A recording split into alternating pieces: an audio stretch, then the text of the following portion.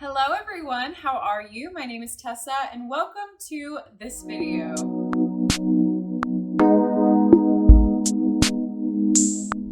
Today I am going to be showing you guys how to curl your hair in 2 different ways. Clients ask me to give them tutorials on how I curl their hair all the time. So I figured I would just make a little video on it and show you guys my tips and my secrets. On this side of my hair, I'm going to be using a regular curling iron, and on this side of my hair, I'm going to show you guys how I curl my hair with a flat iron. This is my natural hair. I just washed it this morning, so it is nice and fresh and ready to be styled. The first thing I do before I do any heat service on my hair is I prep my hair. Now I prep my hair with my Roots Hair Care Nurture Leave-In Conditioner.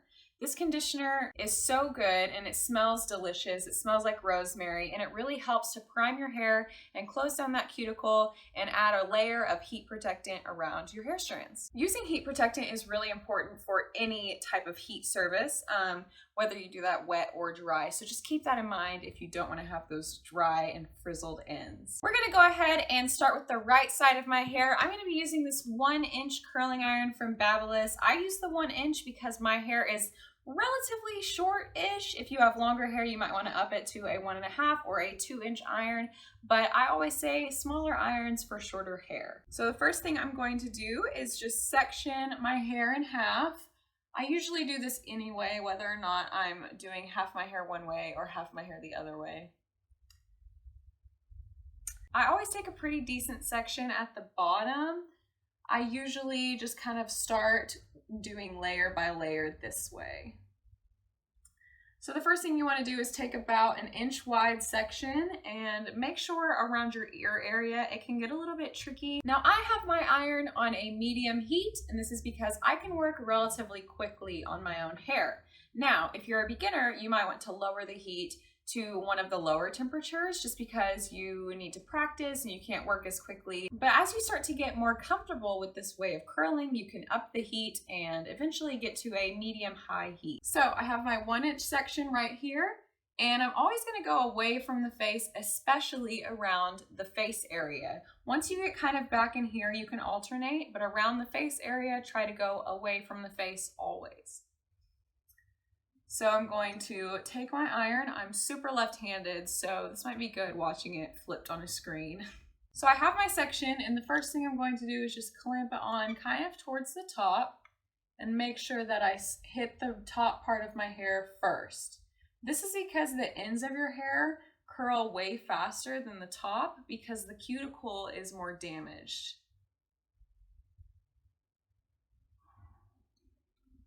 And there we have it, one nice curl.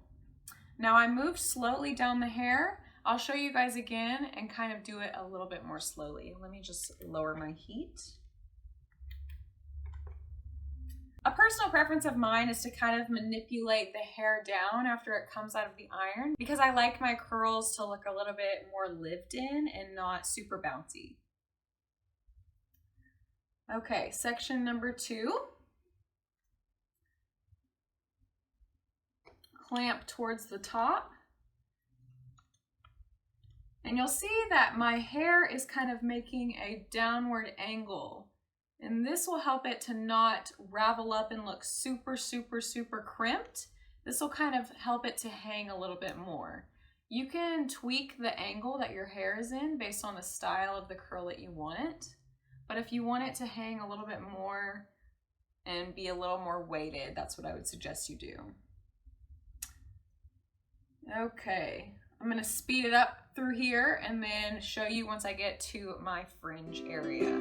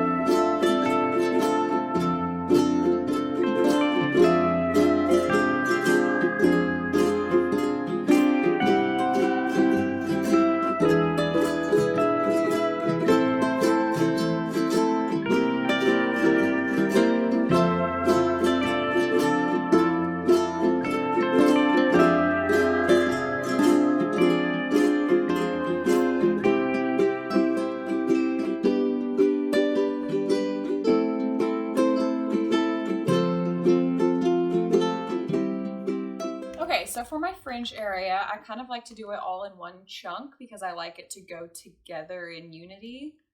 That just sounded so weirdly deep for curling a fringe area. And I just want y'all to know that just because it's a fringe area doesn't mean you have to have bangs. Fringe area is just a part of the hair. So I always make sure, once again, that I'm going away from the face. And I like to bring my fringe area curl forward a little bit and just make sure I emphasize the downward motion of the curl. There she is, the fringe curl. I'm very OCD about all of my hair, so I pay quite close attention to all the little weird details. And my fringe area being curled properly is one of those weird little details.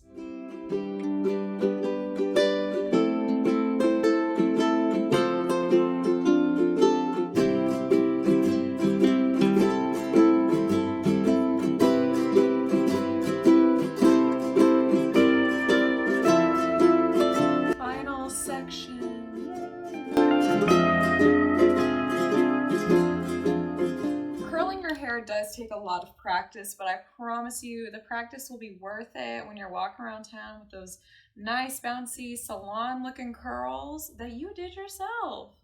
It took me a long time to learn how to curl, but I started learning pretty early, like my high school days is when I started learning, and I was always the girl who was curling everybody's hair for homecoming and prom and whatnot. So basically you can say hair was my calling from the start. Yeah, I was the high school hair girl. But my love of doing hair and styling hair has only grown since then, and now I'm willing to share all of my knowledge with you. Well, not all of my knowledge, but I'm down to share some tips and tricks. All right, so here we have it, the perfect wand curl. I guess it's not really a wand, it's a barrel. But yeah, you see how this just kind of all flows together. Sometimes I will take little pieces up here like this. If I feel like these waves are going a little bit too uniform, I'll take small pieces of hair from the top and just make sure I reinforce that upper curl. Kind of breaks it up a little bit. But yeah. So that's the proper way to curl hair with a barrel, and now I'm going to show you guys the proper way to curl hair with a flat iron. Now the same goes for the other side. When you're doing flat iron curls, you still need to prep your hair with heat protectant. Prepping your hair with a wet heat protectant is a little bit different than prepping your hair with a spray-on heat protectant. I had it easy today. I took a shower this morning and washed my hair and used this on the ends of my hair, so I didn't have to go to any extra measures to apply this.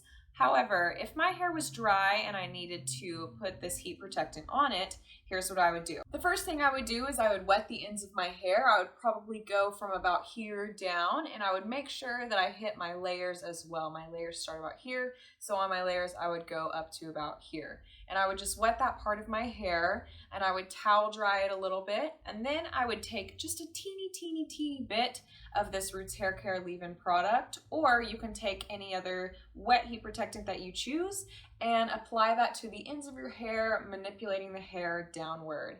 This will close the cuticles and wrap that heat protectant around each hair strand, protecting your hair from damage. Now, after you apply the heat protectant to your damp ends, you're going to take a blow dryer. You can do warm air or cool air and blow dry your ends. I would always have the nozzle of the hair dryer pointing down, once again, to flatten out the cuticle and to seal the heat protectant around your hair. And once that's dry, you're ready to go. So to curl your hair with a flat iron, here's what you do. The best type of flat irons for this are ones that are a little bit more thin. This is about 1 inch, similar to what my curling iron was before. But if you must make do with a flat iron that is a little bit more wide, you can do so as well. You just have to be a little bit more careful with your rotation. So once again, I'm going to section my hair, doing similar sections to what I did with the curling iron. So once again, you always want to go away from your face when curling. And so you're going to clamp down and rotate backwards, and you see how I'm making that downward angle once again, slow and steady. And there you have it, a nice curl. Once again, I will manipulate this down like I did on the other side, just to make it look a little bit more lived in. And there she is. Okay, I'm gonna do one more just to show you. And if you have any questions about any of these techniques, you can totally leave a comment or DM me, and I can even like send you a video chat of an explanation if you have that sort of question. But yeah, any comments that you have, feel free to leave them down below. So one good thing about curling with a flat iron is if you accidentally get it a little too bouncy, you can just flat iron it out right then and there. There we go. These two types of curls look very similar, but they also look very different. So on that note, I might be having two different types of curls on my head today. That's fine, that's fine.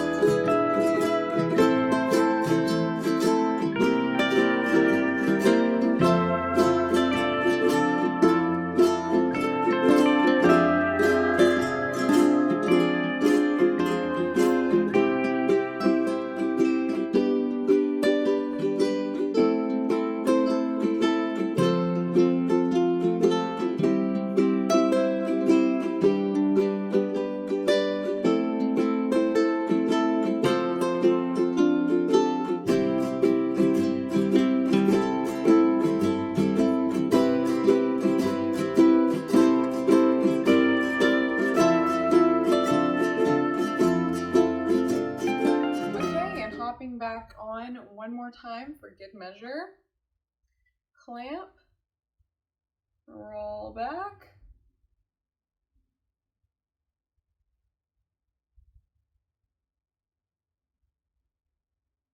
All right.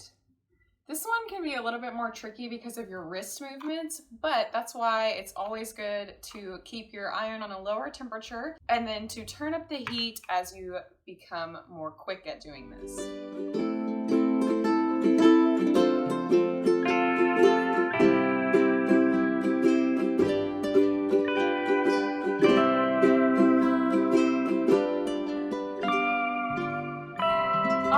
And there you have it. This side is with the 1-inch wand curl and this side is with the flat iron. They look very similar, but they also have their differences. My personal favorite will always be the wand. I think it just looks so smooth and it's a little bit easier to do, especially for beginners. If you liked this video, be sure to leave me a thumbs up, comment down below what you thought, and I'm thinking about doing a blowout tutorial next. So let me know if you want to see that and stay tuned for more content as always.